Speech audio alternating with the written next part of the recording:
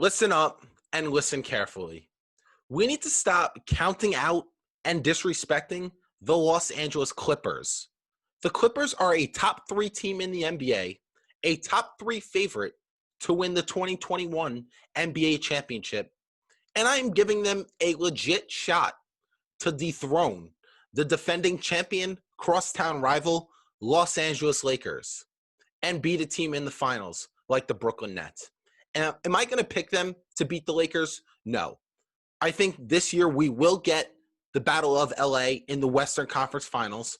I think it will be a dogfight of the series. I would take the Lakers to win in 6 or 7 games.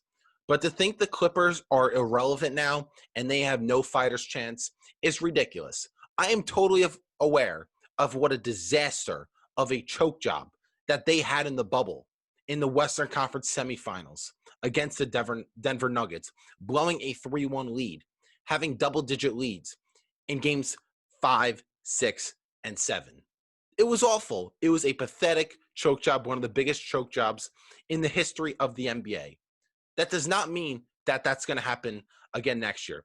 The bubble was a circumstance and a scenario that we've never seen in the history of sports. I think the 5-month layoff killed them. I think that was awful for them. All year long, they never had a consistent starting five. They were dealing with injuries all year long. Guys were in and out of the lineup. I think the special treatment with Kawhi and George Paul with the load management, that's got to stop. You can't have special treatment. That's where the chemistry comes in. I think that killed them. And ultimately why something like this happened in the second round of the playoffs and blowing this 3-1 lead. I think that performance by Kawhi and George Paul was a total fluke. I would never pick them to do something like that again. I look at Kawhi as a assassin, a clutch player. His Game 7 choke job, I would never pick him to repeat that. George Paul couldn't have played any worse. So from here, he can only get better. He's working with the trainer that he did in 2019 with the Oklahoma City Thunder, where he finished top 3 in league MVP. He says he's going to be a different animal. Okay, I'll take his word. I think he could still get back to a top 15, 20 player, which we've known him to be. But I got to take you down memory lane real quick. The 2011 Miami Heat. We all remember them, right? The big 3 Miami Heat. LeBron gets on stage, says not 2, not 3, not 4, not 5, not 6, not 7 championships, right? Expected to be the clear-cut favorites and win tons of titles, right? Everyone picked them to win the finals in 2011.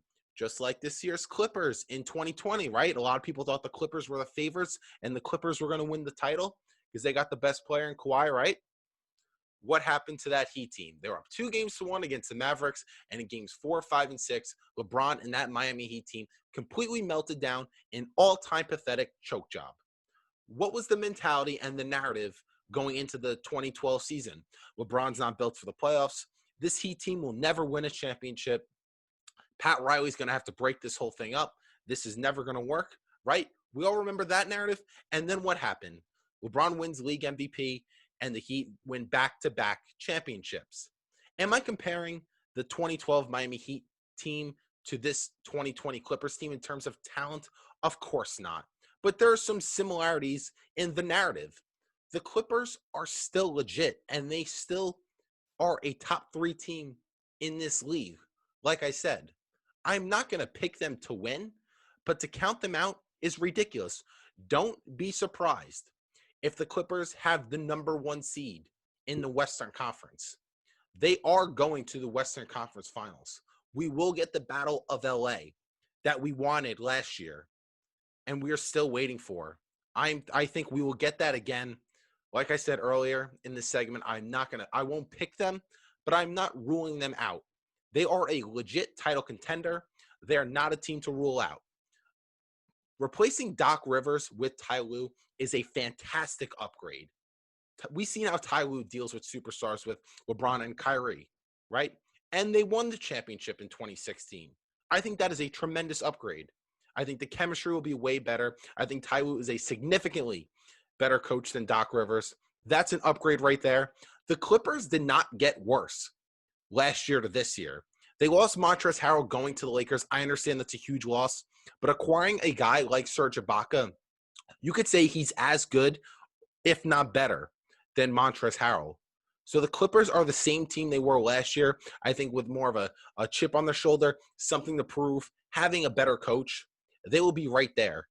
They're not, people think that the Clippers are so far behind the Lakers or they're not relevant anymore because of that 3-1 lead choke job, of course, that people think that they're going to repeat something like that, which I don't believe so. And the Lakers did get better. They did get richer. Their roster is still deeper. That does not mean you rule out the Clippers. I'm telling you right now, do not be surprised if the Clippers have the number 1 seed in the West. Do not be surprised if we see an upset against the Lakers in the Western Conference Finals. All I'm saying, don't sleep on the Los Angeles Clippers.